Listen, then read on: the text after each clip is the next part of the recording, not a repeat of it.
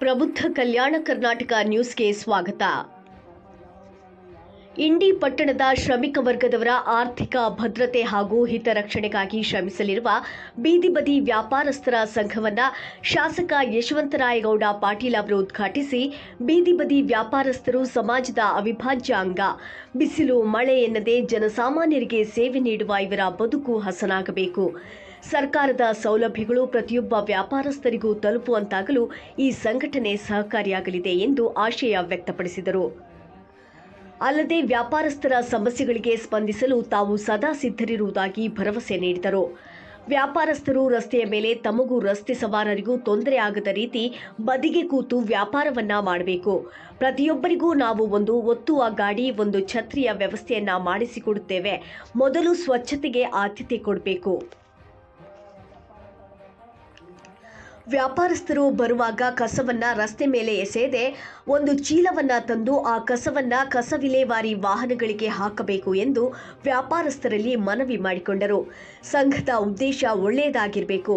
ಸಂಘ ಲಾಭಕ್ಕಾಗಿ ಲಕ್ಷ್ಯ ಕೊಡದೆ ಒಳ್ಳೆಯ ಉದ್ದೇಶದ ಕಡೆ, ಒಳ್ಳೆಯ ವಿಚಾರದ ಕಡೆ ಲಕ್ಷ್ಯ ಕೊಡಬೇಕು. ಹಾಗಿದ್ದಾಗ ಮಾತ್ರ ಸಂಘ ಯಶಸ್ವಿಗೊಳ್ಳುತ್ತದೆ ಎಂದರು.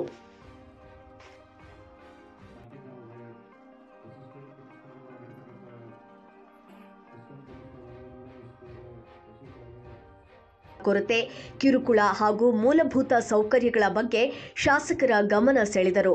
ವ್ಯಾಪಾರಸ್ಥರಿಗೆ ಹಕ್ಕು ಸುರಕ್ಷಿತ ವ್ಯಾಪಾರ ವಲಯ ನಿರ್ಮಿಸಿಕೊಡಬೇಕೆಂದು ಮನವಿಯನ್ನ ಮಾಡಿದರು.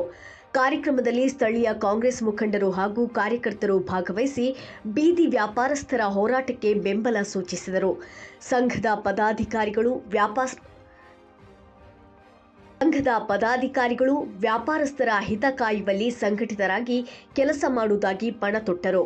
ಈ ಸಂದರ್ಭದಲ್ಲಿ ಇಂಡಿ ಪಟ್ಟಣದ ನೂರಾರು ಬೀದಿ ಬದಿ ವ್ಯಾಪಾರಸ್ಥರು, ಸಂಘದ ಸದಸ್ಯರು ಹಾಗೂ ಸಾರ್ವಜನಿಕರು ಉಪಸ್ಥಿತರಿದ್ದರು. ಸಮಾರಂಭವು ವ್ಯಾಪಾರಸ್ಥರಲ್ಲಿ ಹೊಸ ಭರವಸೆಯನ್ನ ಮೂಡಿಸುವಲ್ಲಿ ಯಶಸ್ವಿಯಾಯಿತು.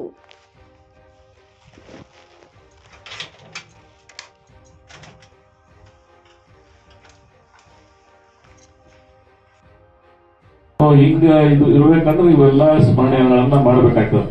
ಡಿಸಿಡಿ ಸಾಹೇಬ್ ಕರೆ ಆದ್ರೆ ಚಿಕ್ಕೋಡಿ ಹೋಗಿ ಅದಕ್ಕಿಂತ ಒಂದು ಇಲೆಕ್ಷನ್ ಹೆಚ್ಚಾಗಿರೋ, ಆದ್ರೆ ಇದೇ ತಾಲೂಕದಾಗ ಹುಟ್ಟಿ ಇದೇ ಚುನಾವಣೆಗಳನ್ನ ಇಲ್ಲೇ ನಿಂತು ಅತಿ ಹೆಚ್ಚು ಚುನಾವಣೆಗಳನ್ನ ಗೆದ್ದಿರ್ತಕ್ಕಂಥ ಯಾವ್ದಾದ್ರು ಒಂದು ಕುಟುಂಬ ಇದ್ರೆ ಅದು ನಿಮ್ಮ ಆಶೀರ್ವಾದದಿಂದ ನಾನು ಅಭಿಮಾನದಲ್ಲಿ ಇವತ್ತು ನೆನಪಿಸ್ಕೋಬೇಕಾಗ್ತದೆ.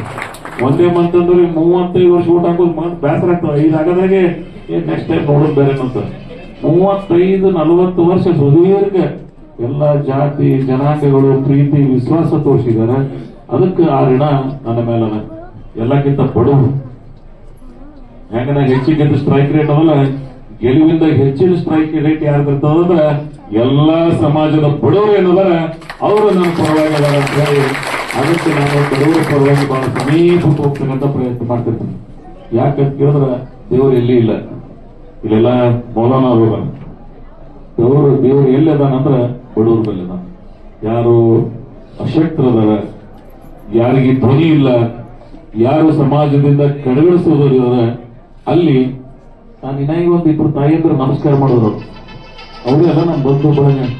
ದೊಡ್ಡ ಮನ್ಯಾಗ ಒಳಗಿಂದ ಹೊರಗೆ ಬರಲಾರ್ದವ್ರು ನಮ್ಮವ್ರನ್ನ ಅಂತ ಹುಡ್ರ ನಮ್ಮ ಊರ ಮಂದಿ ಹೊರ ಬಂದಿ ಹೋದ್ರೆ ಆದ್ರೆ ಆ ಬಡ ತಾಯಿಯಂದ್ರು ಅವರ ಹೃದಯದಿಂದ ಬರ್ತಕ್ಕಂಥ ಆಶೀರ್ವಾದ ಮಾತೇನಿರ್ತದಲ್ಲ ಅದು ಬೇರೆ ನಿಮ್ಗೆ ಎಲ್ಲಿ ಸಿಗ್ಲಿಕ್ಕೆ ಸಾಧ್ಯ ಇಲ್ಲ. ಅದಕ್ಕಾಗಿ ಬಡವರ ಪರವಾಗಿ ಪ್ರಜಾಪ್ರಭುತ್ವದ ಆಶಯನೇ ಗಾಂಧೀಜಿಯವರು ಕಂಡಿರ್ತಕ್ಕಂಥ ರಾಮರಾಜ್ಯದ ಕನಸಾಗಲಿ, ಡಾಕ್ಟರ್ ಬಾಬಾ ಸಾಹೇಬ್ ಅಂಬೇಡ್ಕರ್ ಅವರು ಕಂಡಿರ್ತಕ್ಕಂಥ ಈಕ್ವಾಲಿಟಿ, ಆ ಸಮಾನತೆಯ ಸಂದೇಶನೇ ಆ ದಾರಿಯೊಳಗೆ ಇರ್ತದ ಅಂತಕ್ಕಂಥ ಮಾತನ್ನು ಹೇಳಿ ಅವ್ರು ಯಾರ್ಯಾರು ತಾಯಿಯಂದ್ರೆ ನಮಸ್ಕಾರ ಮಾಡಿದ್ರು ಅವರು ದೇವರ ಸ್ವರೂಪಗಳಿಗೆ ಅವರಿಗೂ ಸಹಿತ ನಾನು ಈ ಸಂದರ್ಭದಲ್ಲಿ ಸ್ಮರಣೆಯನ್ನು ಮಾಡಿ ಇದೋ ಪ್ರೀತಿ ಇದೋ ವಿಶ್ವಾಸ. ಈ ತಾಲೂಕಿನೊಳಗೆ ಮುಂದೆ ಯಾರು ರಾಜಕಾರಣ ಮಾಡಿದ್ರಲ್ಲ ಈ ದಾರಿಯೊಳಗೆ ಸಾಗಬೇಕು. ಇದೇ ಟ್ರ್ಯಾಕ್ ರೋಡ್ ಇಲ್ಲಿ ಬಡವರ ಪರವಾಗಿನೇ ಇರಬೇಕು. ಎಲ್ಲ ಜಾತಿ ಜನಾಂಗಗಳನ್ನ ಹೃದಯದಿಂದ ರಾಜಕಾರಣ ಮಾಡ್ತಕ್ಕಂಥ ಪ್ರವೃತ್ತಿ ಮಾತ್ರ ಇಲ್ಲಿ ನಡೀತದನ್ನ ಮುಂದಿನವ್ರು ನೋಡಿ ಕಲಿಬೇಕಿಲ್ಲ. ಆ ವಾತಾವರಣ ಸೃಷ್ಟಿ ಮಾಡಿದ್ವಿ. ಅದಕ್ಕಾಗಿ ಈ ತಾಲೂಕಿನ ಭವಿಷ್ಯವನ್ನ ಹೊಸ ದಾರಿಯಲ್ಲಿ ಸಾಗಿಸ್ತಕ್ಕಂಥ ಪ್ರಯತ್ನ ಮಾಡೋನು. ಅದರ ಬೀದಿ ಬದಿ ವ್ಯಾಪಾರಸ್ಥರು ಒಂದು ಮನವಿ ಕೊಟ್ಟಾರೆ. ಎಲ್ಲ ಸಮಾಜದವರಿಗೆ ಅವಕಾಶಗಳನ್ನ ಕೊಡ್ತಕ್ಕಂಥ ಪ್ರಯತ್ನ ಮಾಡೋನು. ಸೊ ಮತ್ತೇನೆ ಈ ಸಂಘದ ಬೇಡಿಕೆಗಳಿದ್ರೆ ಆ ಕೆಲಸ ಮಾಡೋನು. ನನಗಿಂತ ಹೆಚ್ಚಿಗೆ ನಿಮ್ಮ ಮ್ಯಾಲ ಕಾಳಜಿ ಉಳಿದ ಪಾಪ. ಯಾರು ಇಂತ ಹೃದಯವಂತರಿರ್ತಾರ, ನನ್ನ ಬಳಿ ಒಂದು 3 ಸಲ ಬಂದಾರ.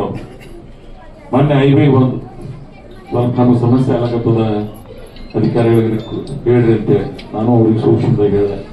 ಬಡವರಿಗೆ ನಾವು ನೀವು ಕಾಳಜಿ ಮಾಡಲಿಲ್ಲ ಅಂದ್ರೆ ನಾವು ನೀವು ನಾಗರಿಕ ಸಮಾಜದಾಗ ಸರ್ಕಾರ ಅನ್ಸಂಗಿಲ್ಲ, ಸ್ವಲ್ಪ ತೊಂದರೆ ಆಗ್ತದೆ. ಆದ್ರೆ ನಿಮಗೂ ನಂದೊಂದು ಮನವಿ ಅಲ್ಲ, ನಿಮಗೆ ಸಹಾಯ ನಾವು ಮಾಡ್ತೇವೆ, ಆದ್ರೆ ನೀವು ಸಾರ್ವಜನಿಕರಿಗೆ ತೊಂದರೆ ಅಲ್ಲ. ನಮ್ಮ ಡಿಪಾರ್ಟ್ಮೆಂಟ್ ಅವ್ರು ಹೇಳ್ಬೇಕಲ್ಲ, ನೀವೇ ನಿಮ್ಮ ಮನಸ್ಸಾಕ್ಷಿಗಾಗಿ ರೋಡ್ ಎದಕ್ ಮಾಡ್ಯಾರ, ಈ ರೋಡ್ ಎದಕ್ ಉಪಯೋಗ ಆಗಬೇಕು ಅಂತ ಹೇಳಿ ತಿಳ್ಕೊಂಡು ನಿಮ್ಗೆ ಎಷ್ಟು ಸ್ವಲ್ಪ ಜಾಗದಾಗ ನೀವು ಬದುಕ್ರಿ, ಜನರಿಗೂ ನಡೆದಾಡ ಹೋಗ್ಲಕ್ಕ, ಗಾಡಿ ಮೂವ್ಮೆಂಟ್ ಇರ್ಲಿಕ್ಕೆ ಅವರಿಗೂ ಅನುಕೂಲ ಮಾಡಿಕೊಟ್ರೆ ನಿಮಗೂ ಒಳ್ಳೇದಾಗ್ತದ, ಅವರಿಗೂ ಒಳ್ಳೇದಾಗ್ತದ ಅಂತಕ್ಕಂಥ ಮಾತನ್ನು ಹೇಳಿ ಅದ್ರೂ ನಮಗೆ ಅವರು ಕೇಳೋರಲ್ಲ. ಎಲ್ಲ ಗೌಡ್ರು ರೋಡ್ ಒಟ್ಟು ತುಂಬಾ ಏನೋ ಬೀದಿ ವ್ಯಾಪಾರ ಕೊಂಡ್ರೆ ಬಂದು ನಾವೆಲ್ಲ ಹೇಳುವ ಅಂತ ಕೇಳಿದ್ರೆ ಅವರಿಗೂ ಅನುಕೂಲ ಆಗಲಿ, ನಿಮಗೂ ಅನುಕೂಲ ಆಗಲಿ. ಬಹಳ ವಿವೇಕದಿಂದ ಇವೆಲ್ಲ ಸಿವಿಕ್ ಸೆನ್ಸ್ ಅಂತ ಕರಿತೀವಿ ನಾವು. ಅಂದ್ರೆ ನಾಗರಿಕತ್ವದ ಕೆಲವು ಮೌಲ್ಯಗಳನ್ನ ನಾವು ಇಟ್ಕೊಳ್ಬೇಕಾಗ್ತದೆ. ಯಾವ ಹೇಳುದು ತಿಳಿದಿರ್ಲಂಗಿಲ್ಲ, ನಾವೇ ತಿಳ್ಕೊಂಡು ಏನಿರ್ಬೇಕು ಅನ್ನೋದನ್ನ. ಮತ್ತು ಸ್ವಚ್ಛತೆ ನಿಮಗೆ ನಾನು ಮನವಿ ಮಾಡ್ಕೋತೇನೆ. ನಿಮ್ಮದು ಇವೆರಡು ಒತ್ತ ಗಾಡಿ ಛತ್ರಿ ನಾ ಕೊಡ್ತೀನಿ, ಅದು ಒಂದು ಚೀಲ ನಿಮ್ಮ ಗಾಡಿ ಕೂಡ ನೀವು ಇಟ್ಕೋಬೇಕು. ಏನು ಹೊಲಸು ಬೀಳ್ತದಲ್ಲ ಅದು ನಿಮ್ಮದು ಬೀಳಿ ಮತ್ತೊಬ್ರದ್ದು ಬೀಳಿ ಗೋಳೆ ಮಾಡಿ ಯಾವ್ದು ಮುನ್ಸಿಪಾಲಿಟಿ ಕೊಂಡೋಡಿ ಇರ್ತದ ಅದರ ಒಯ್ದು ಹಾಕಿ ಆ ನಿಮ್ಮ ಇಡೀ ಭಾಗ ದೊಡ್ಡ ದೊಡ್ಡ ಮೇಘ ಮಾಡಿ.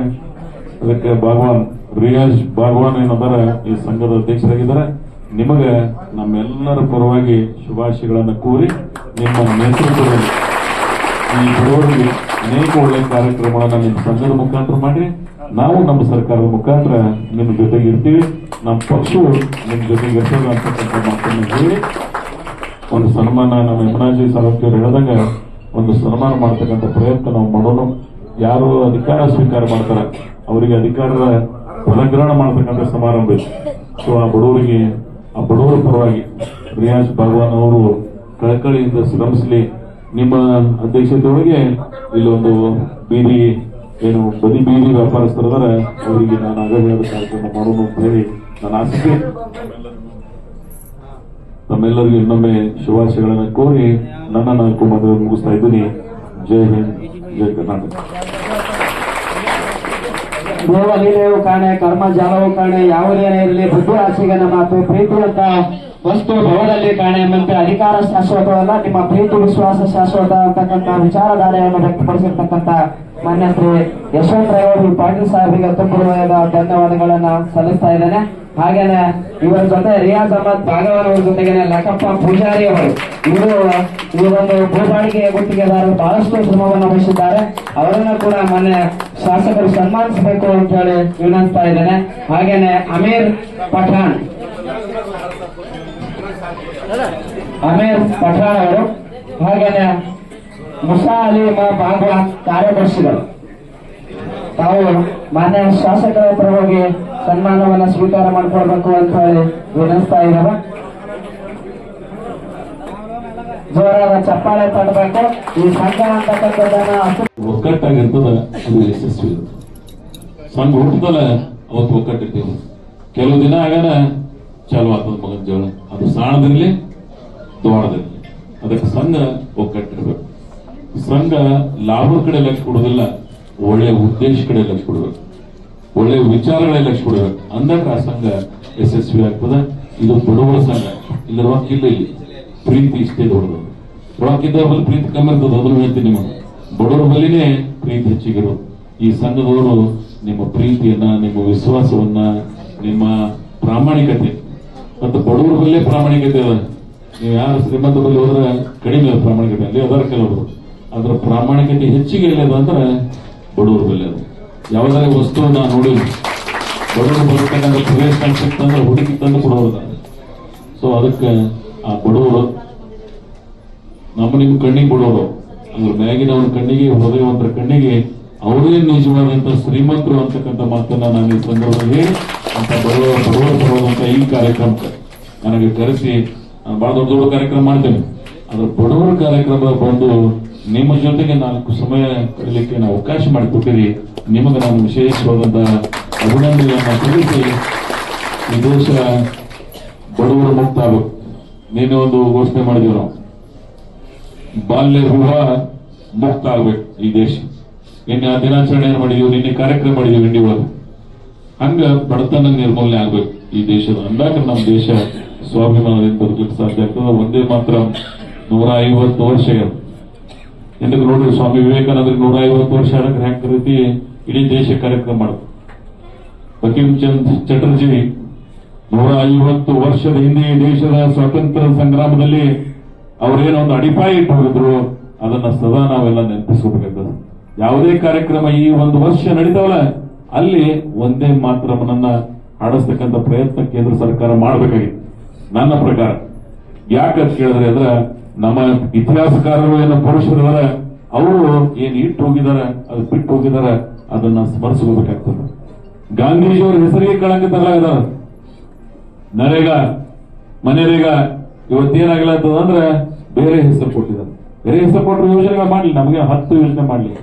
ಆದ್ರೆ ಯಾವ ಯೋಜನೆ ಇತ್ತು ಆ ಯೋಜನೆ ಕೇಂದ್ರ ಸರ್ಕಾರದ ದೊಡ್ಡ ಪ್ರಮಾಣದಾಗ ಪೂರ್ಣ ಬರ್ತಿತ್ತು. ರಾಜ್ಯ ಸರ್ಕಾರ 40% ಕೊಡೋದ್ರೆ ಇವತ್ತು ನಮ್ಮ ರಾಜ್ಯದಾಗ 20,000 ಕೋಟಿ ರೂಪಾಯಿ ಕೊಡಬೇಕಾಗ್ತದೆ. ಎಲ್ಲಿ ಕೊಡೋದಾಗ್ತದೆ?